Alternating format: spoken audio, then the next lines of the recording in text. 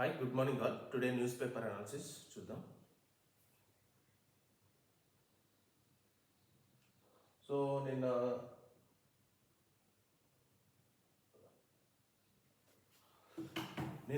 ఎస్సీల వర్గీకరణకు supreme court judge Chandrachud 6:1 అంటే మొత్తం ఏడుగురు ధర్మాసనంలో బేలాద్రివేది వ్యతిరేకించింది. అందులో ఒక జడ్జి వ్యతిరేకించింది. ఇది చట్టవిరుద్ధమని. మిగతా వాళ్ళు మాత్రం సిక్స్ జడ్జీలు మాత్రం అనుకూలంగా, అంటే వాళ్ళు వర్గీకరణ ఉండాల్సిందే అని అనుకూలంగా తీర్పునిచ్చారు. సో మెజారిటీ అనేది ఈక్వేషన్కి వస్తుంది కాబట్టి 6:1 అంటే 6 జడ్జీలు అనుకూలంగా, ఒక జడ్జి వ్యతిరేకంగా. సో ఈ 6:1 ప్రకారం ఈ వర్గీకరణ అనేది పాస్ చేసుకోవచ్చు, అంటే ఇంకా మీరు అమలు పరచుకోవచ్చు అని ఆ రాష్ట్రాలకు కానీ ఈ సుప్రీంకోర్టు అనేది పచ్చ జెండా ఊపేసింది. సో ఇంకా రేపటి నుంచి కానీ మళ్ళీ తర్వాత నుంచి కానీ నోటిఫికేషన్స్ నుంచి కానీ సో ఈ ఎస్సీ వర్గీకరణ అనేది ఉపయోగించుకోవచ్చు అనమాట. స్టేట్ గవర్నమెంట్ వాళ్ళకి సంబంధించిన నోటిఫికేషన్స్ మాత్రం వాళ్ళకి ఎస్సీలకు సపరేట్గా ఈ రిజర్వేషన్ అనేది సపరేట్గా ఉంటుందన్నమాట. ఇందులో ఇది సపరేట్ వేరే రిజర్వేషన్ కాదు. జనరల్గా నేను మీకు చెప్తాను తెలంగాణలో రిజర్వేషన్ సిస్టమ్ ఎట్లా ఉందో.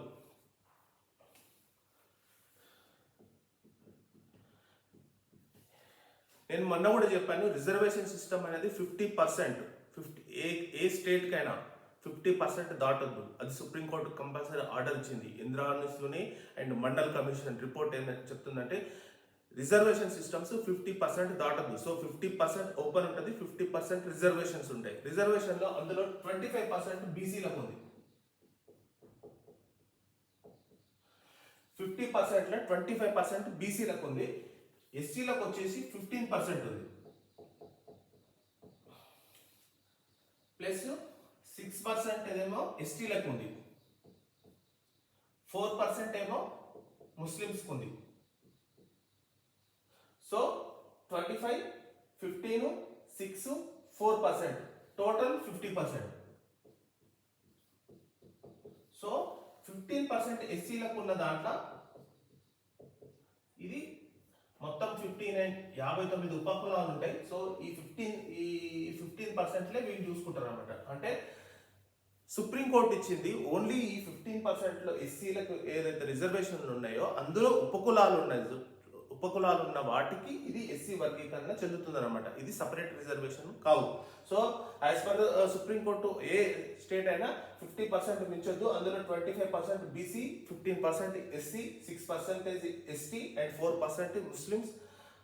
ప్రెసెంట్గా టోటల్గా 50%. సో 50% అనేది రిజర్వేషన్ దాటొద్దు. అందులో 15% ఎస్సీలకు ఉన్న దాంట్లో ఎస్సీల మొత్తం ఉపకులాలు ఉంటాయి అనమాట. 59-60 ఉపకులాలు ఉంటాయి. సో ఆ ఉపకులాలను కేటగిరీ వైజ్గా ABCD అట్లా విభజిస్తారనమాట. దాని ప్రకారం రిజర్వేషన్ అనేది అమలు అవుతుంది. సో ఇది సుప్రీంకోర్టు ఇచ్చిన నిన్న చారిత్రాత్మక తీర్పు. ఎందుకంటే ఇది ప్రజెంట్గా 30 years నుంచి నడుస్తుంది ఈ ఇష్యూ.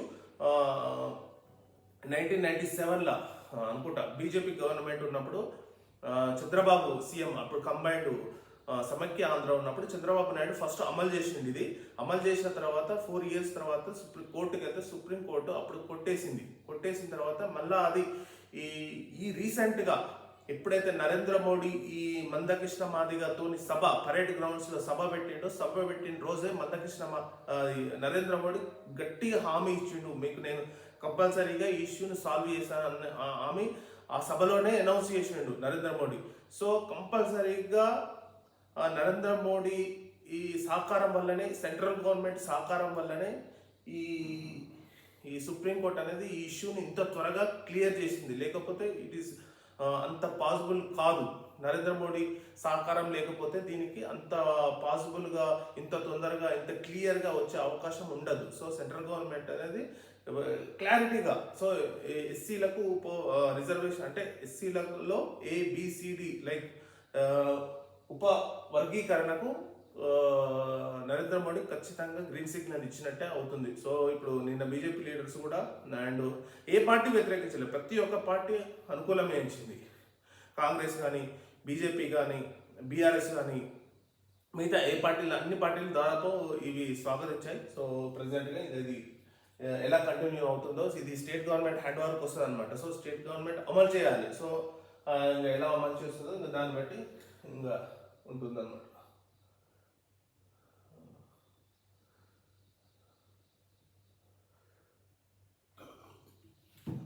రేవంత్ రెడ్డి అందరికంటే ఫస్ట్ అందరికంటే ముందు అమలు చేస్తామని చెప్పాడు. సో అవసరమైతే ఆర్డినెన్స్ కూడా తెస్తామని చెప్తున్నాడు. సో సుప్రీంకోర్టు తీర్పుపై రేవంత్ రెడ్డి తెలంగాణ ముఖ్యమంత్రి రేవంత్ రెడ్డి చాలా హర్షం వ్యక్తం చేశాడు. సో నేను ఈ ఆర్డర్ రిలీజ్ అంటే ఇప్పుడు సుప్రీంకోర్టు ఆర్డర్ అనేది ఒక గెజెట్లో రావాలి. సో అది వచ్చిన తర్వాత ఈ స్టేట్ గవర్నమెంట్ గైడ్ లైన్స్ వచ్చిన తర్వాత ఇమీడియట్గా రేవంత్ రెడ్డిని అమలు చేస్తా అని చెప్పిండు. సో ఇప్పుడు వచ్చే గవర్నమెంట్ నోటిఫికేషన్లు కూడా మందకృష్ణ మాది ఏమంటుండంటే ఇప్పుడు వచ్చే గవర్నమెంట్ ఇది స్టాప్ చేసి నోటిఫికేషన్స్ అన్ని స్టాప్ అంటే మళ్ళీ ఇది కొత్త నోటిఫికేషన్ ఇవ్వడం వల్ల ఇప్పుడు వచ్చే ఏదైతే పాత నోటిఫికేషన్స్ ఉన్నాయో వాళ్ళు కూడా అమలు చేయాలన్న ఉద్దేశం మందకృష్ణ చెప్తున్నాడు. సో ఇది నాకు తెలిసి అమలు చేశాడు రేవంత్ రెడ్డి కంపల్సరీగా, దీంట్లో పెద్ద డౌట్ ఏం పడాల్సిన అవసరం లేదు.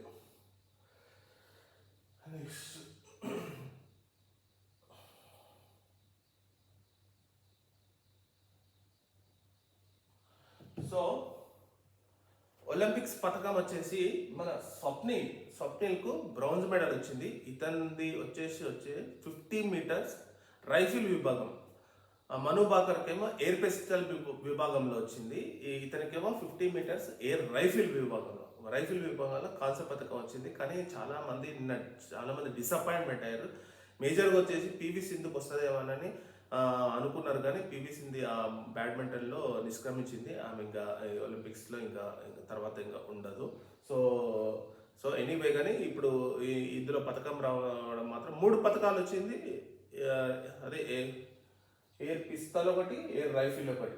సో ఇతనికి స్వప్నిల్కు కాంస్య పథకం వచ్చింది. So congratulations. ఇప్పుడు ప్రజెంట్గా మూడు కాంస్య పథకాలతోనూ ఉన్నాము ప్రజెంట్గా. సో టోటల్ ఒలింపిక్స్ వచ్చేసి చైనా దూసుకెళ్తుంది. నేను ఆల్రెడీ చెప్పాను, చైనా ఈసారి ప్రెస్టీజియస్గా తీసుకుంది, నెంబర్ 1 స్థానంలో ఉండాలని. ప్రజెంట్గా చైనా అనేది నెంబర్ 1 స్థానంలో కొనసాగుతుంది.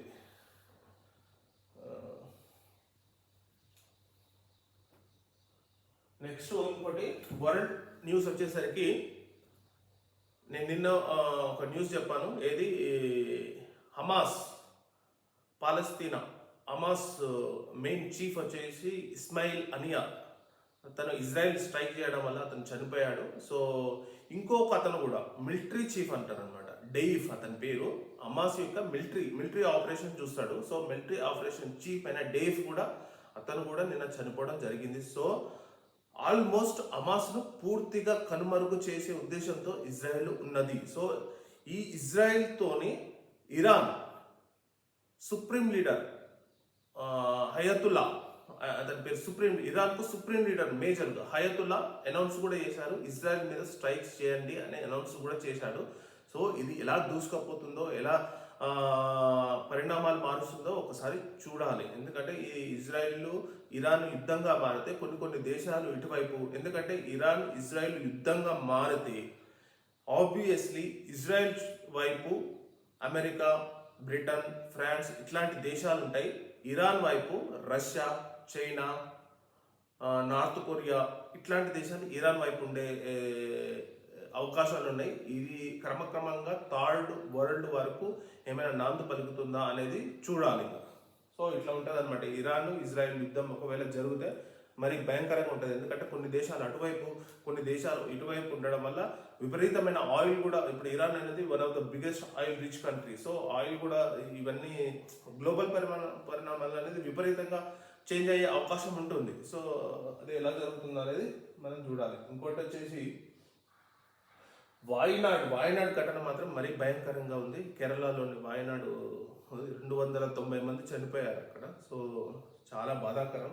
ఇది అసలు ఎంత కొండ చర్యలు విరిగిపడడం అనేది అసలు గవర్నమెంట్ అసలు చూసిందా, అసలు చూడలేదా, ఇంకా అది ఒక పెద్ద చాలా ఇష్యూ. ఓకే అండి, thank you very much. News analysis close చేస్తాం.